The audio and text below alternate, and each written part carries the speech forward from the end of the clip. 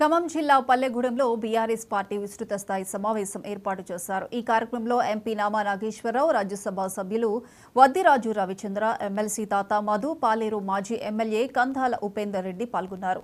సమావేశంలో మాజీ ఎమ్మెల్యే ఉపేందర్ రెడ్డి మాట్లాడుతూ పాలేరును రాజకీయంగా ఎప్పుడూ చూడలేదని, తన కుటుంబంలానే భావించానని చెప్పారు. అనంతరం నామా నాగేశ్వరరావు మాట్లాడుతూ ఉపేందర్ రెడ్డి ఓటమి తననెంతో బాధించిందన్నారు. ఈ నెల 24న తాను నామినేషన్ వేస్తున్నట్లు ఆయన తెలిపారు. అత్యధిక మెజారిటీతో ప్రజలు తనను గెలిపించాలని నామా నాగేశ్వరరావు కోరారు.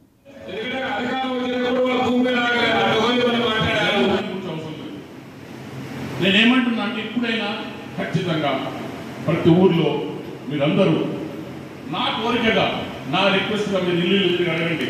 అసెంబ్లీ ఎన్నికల్లో ఎందుకు పొరపాటు పడ్డారో, ఏం పొరపాటు పడ్డారో ఇప్పుడైనా ఖచ్చితంగా ఈ ఎలక్షన్లో నామనాగేశ్వర గారికి కారు గుర్తుకు ఓటేస్తే ఖచ్చితంగా గెలిపిస్తే మళ్ళా మనం చేసిన తప్పుని సరిదిద్దుకోవాలని అందరికీ చెప్పండి.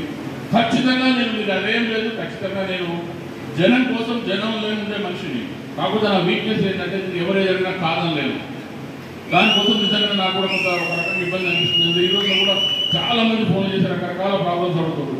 మనం ఎవరు పిల్లవాడు ఫోన్ చేసి ఆ కాలేజీ ఉన్నా సార్ 40,000 తక్కువ సార్ ఫీజు కట్టాలంటున్నాడు. ఇంకొక ఆరోగ్య సార్ నేను ఇప్పుడు కూడా నాకు అవకాశంలో చేస్తూ ఉన్నా, కానీ నేను ఆ రోజు చేసినట్టుగా ప్రతి ఒక్కరికి నేను చేయలేదనేది నా ఇబ్బంది. అందుకోసం నేను ఈ 3-4 months నుంచి రాలేదు. దాంతోపాటు నిజంగా కూడా నాకు ఒక విధంగానే మన జనం ఎందుకు మనని ఇట్లా చేసిండ్రు అనేది కూడా నాకు ఇప్పటికి కూడా అర్థం కావాలి. కాబట్టి నేను ఏమంటున్నాను, మీరు అందరూ కూడా తప్పకుండా ప్రతి ఒక్కరికి కూడా అర్థమయ్యేటట్టు చెప్పండి. ఎంత చెప్పినా ఏం చెప్పినా లోకల్ వాళ్ళే, బయట వాళ్ళు. అవునా? ఎవరు మాట్లాడలేదు. చైర్మన్ చేస్తే వీళ్ళు బాగా ఏం చేశారంటే ఆ పదవిని ఫస్ట్ తీసేసింది. కేసీఆర్ గారి దగ్గర పోయినాం, ఈ విధంగా మనోళ్ళందరూ పదవులు తీసేద్దాం, మనోళ్ళ మీద కేసులు పెడతారని చెప్పి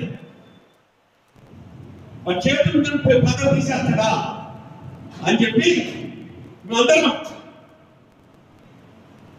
మళ్ళీ ఒక బీసీ బిడ్డకి మా దగ్గర నుంచే, ఖమ్మం నుంచే ఒకే ఒక రాజ్యసభ మాకే కావాలని పట్టుబట్టిన మన నాయకుడు ఆ రోజు కూడా చెప్పాడు. 2 సంవత్సరాల కాలంలో రెండోసారి రిపీట్ చేస్తాను కూడా చెప్పాడు. ఒకటే ఆలోచించాడు, బిడ్డ మీరు మీ చేతిలో పౌరుందని చేస్తారా అని చెప్పి మళ్ళీ అదే ఖమ్మం జిల్లాకి అదే బీసీ బిడ్డకి రాజ్యసభ సభ్యులుగా ఉన్న ఒకటే మొత్తం తెలంగాణ ఒకే సీట్ ఉంటే ఆ ఒక్క సీటు మన ఖమ్మం జిల్లాకి అది బీసీ బిడ్డకి ఇచ్చింది.